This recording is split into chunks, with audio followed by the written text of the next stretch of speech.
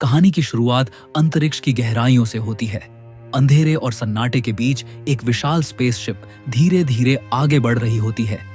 यह वक्त है साल 2154 का, वह दौर जब इंसानों ने धरती को लगभग खत्म कर दिया है। जंगल उजड़ चुके हैं, नदियां सूख चुकी हैं और जमीन के नीचे छिपे खनिज भी अब आखिरी सांसें गिन रहे हैं। इंसानों की तरक्की ने ही इंसानों के अस्तित्व को खतरे में डाल दिया है। अब ऊर्जा के नए स्रोत की तलाश में इंसान आसमान की तरफ देख रहे हैं। इसी तलाश ने इंसानों को एक दूरस्थ ग्रह तक पहुंचाया है, जिसका नाम है एथेरा। यह ग्रह खूबसूरत है, रहस्यमयी है और उतना ही खतरनाक भी। इसी ग्रह की ओर यह स्पेसशिप बढ़ रही है, जिसके अंदर दर्जनों लोग विशेष स्लीपिंग चैम्बर्स में गहरी नींद में हैं। ये नींद सामान्य नहीं है, बल्कि ऐसी नींद जिसमें इंसान महीनों और सालों तक जिंदा रह सकता है। इन्हीं चैम्बर्स में से एक के अंदर अचानक हलचल होती है, लाइट्स जलती हैं और धीरे धीरे एक आदमी की आंख खुलती है। उसका नाम है जैक कोल। जैक को खुद समझ नहीं आता कि वह यहाँ क्यों है। असल में जैक इस मिशन के लिए चुना ही नहीं गया था। इस प्रोजेक्ट का हिस्सा उसका जुड़वां भाई था, एक वैज्ञानिक जिसने इस ग्रह पर रिसर्च करनी थी। कंपनी इस प्रोजेक्ट में अरबों खर्च कर चुकी थी, लेकिन उसके भाई की मृत्यु हो चुकी थी। इसलिए उन्होंने जैक को उसके भाई की जगह भेज दिया, क्योंकि दोनों का डीएनए पूरी तरह मैच करता था। जैक एक पूर्व सैनिक है। उसने धरती पर कई जंग लड़ी है। एक आखिरी जंग में उसके दोनों पैर बेकार हो गए थे। वही जैक अब इस अनजाने ग्रह की ओर जा रहा है, बिना अपनी मर्जी के। जैसे ही स्पेसशिप एथेरा के वातावरण में प्रवेश करती है, बाहर का नजारा बदल जाता है। हरे नीले बादल, बिजली जैसी चमक और विशाल पहाड़ जो हवा में तैरते हुए दिखाई देते हैं।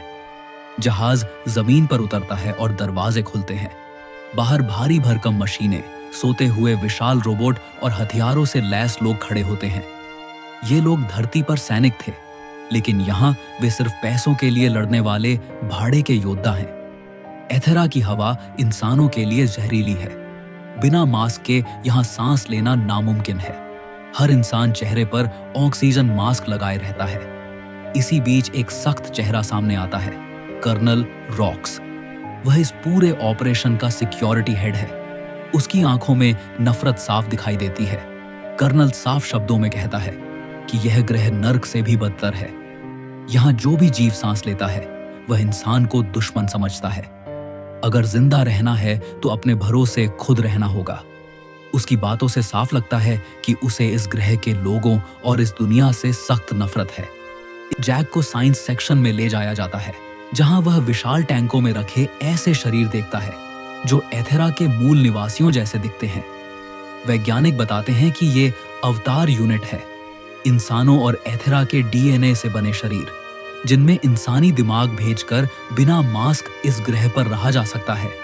जैक को पता चलता है कि उसका भाई इसी प्रोजेक्ट का हिस्सा था और अब उसे उसकी जगह लेनी होगी। मशीन के जरिए जब जैक अवतार शरीर में प्रवेश करता है, तो वह सालों बाद अपने पैरों पर दौड़ पाता है। उसके लिए यह किसी चमत्कार से कम नहीं होता। कर्नल रॉक्स उसे असली मकसद बताता है, ग्रह की जमीन में मौजूद कीमती खनिज पर कब्जा। सौदा साफ है, कबीले का भरोसा जीतकर सही समय पर उन्हें हटाने में मदद करो, बदले में पैरों का स्थायी इलाज मिलेगा। मजबूर जैक हाँ कर देता है। जंगल मिशन के दौरान वह अपनी टीम से बिछड़ जाता है और खतरनाक जीवों से घिर जाता है। तभी नीति नाम की एक योद्धा लड़की उसे बचाती है। जब पवित्र चमकते बीज जैक पर गिरते हैं, तो नीति इसे प्रकृति का संकेत मानकर उसकी जान बख्श देती है और उसे अपने कबीले में ले जाती है। सरदार तारुक और आध्यात्मिक मार्गदर्शक एल्वा जांच के बाद उसे कुछ समय अपने बीच रहने की अनुमति देते हैं। एल्वा कहती है कि जैक दो दुनियाओं के बीच फंसा हुआ है। दिन बीतते हैं। नीति उसे शिकार, जंगल और प्रकृति से जुड़ना सिखाती है। जैक धीरे धीरे इस दुनिया को अपनाने लगता है। इकरान नाम के विशाल उड़ने वाले पक्षी को काबू कर वह कबीले का सच्चा योद्धा बन जाता है। लेकिन जैसे जैसे वह नीति के करीब आता है, उसे याद रहता है कि इंसानी सेना हमला करने की तैयारी कर चुकी है। 3 महीने पूरे होने वाले हैं और जैक को तय करना है कि वह किस दुनिया का साथ। एक सुबह नीति देखती है कि दूर जंगल में विशाल मशीनें पेड़ों को गिरा रही हैं। जैक समझ जाता है कि वक्त आ चुका है। वह जल्दी से बेस में जाकर अपने इंसानी शरीर में लौटता है। वहां वह वैज्ञानिकों को समझाने की कोशिश करता है कि यह सिर्फ जमीन नहीं है, यह एक पूरी सभ्यता का घर है। लेकिन कर्नल उसकी एक नहीं सुनता और अंतिम चेतावनी दे देता है, 1 घंटे में इलाका खाली नहीं हुआ तो हमला होगा। जैक दोबारा अवतार में लौटता है और कबीले को सच बता देता है। यह सुनकर नीति टूट जाती है। उसे लगता है कि जैक ने शुरू से ही धोखा दिया, लेकिन जैक कहता है कि अब वह इस दुनिया का हिस्सा है और इन्हें बचाने के लिए कुछ भी करेगा। कबीले का फैसला होता है, वे अपनी जमीन नहीं छोड़ेंगे। इंसानों का हमला शुरू होता है। मिसाइलें गिरती हैं, आग फैल जाती है और पवित्र वृक्ष गिरने लगता है। कबीले के कई लोग मारे जाते हैं। तारुक भी अपनी जान गंवा देता है। यह देखकर जैक पूरी तरह टूट जाता है। यहीं से कहानी अपने सबसे खतरनाक मोड़ पर पहुंचती है। तारुक की मौत के बाद पूरा कबीला शोक और गुस्से में डूब जाता है। पवित्र वृक्ष धीरे धीरे गिर रहा होता है और उसके साथ ही कबीले की आत्मा भी जैसे टूटती जा रही हो। चारों तरफ आग, धुआं और चीखें फैल जाती हैं। जैक यह सब देखकर खुद को कभी माफ नहीं कर पाता। उसे लगता है कि इस तबाही का सबसे बड़ा जिम्मेदार वही है, क्योंकि इंसानों को यहां तक लाने वाला वही था। इंसानी बेस में कर्नल रॉक्स जीत का जश्न मनाने लगता है। उसके लिए यह सिर्फ एक मिशन है, खनिज निकालो और ग्रह को खाली कर दो। उसे न लोगों से फर्क पड़ता है, न जंगल से, न बच्चों से। वह अपने सबसे खतरनाक युद्धक रोबोट में बैठकर खुद मैदान में उतरने का फैसला करता है, ताकि आखिरी बचा हुआ विरोध भी खत्म किया जा सके। इधर जैक को एहसास होता है कि अगर वह कुछ अलग नहीं करेगा तो यह दुनिया हमेशा के लिए खत्म हो जाएगी। वह अपने इकरान पर सवार होता है और सीधे उस दिशा में उड़ान भरता है जहां सबसे विशाल और पौराणिक पक्षी रहता है, तूरा। यह वही प्राणी है जिसे अब तक इतिहास में गिने चुने योद्धाओं ने ही साधा था। जैक जानता है कि यह आखिरी दांव है। मौत सामने खड़ी होती है, लेकिन जैक पीछे नहीं हटता।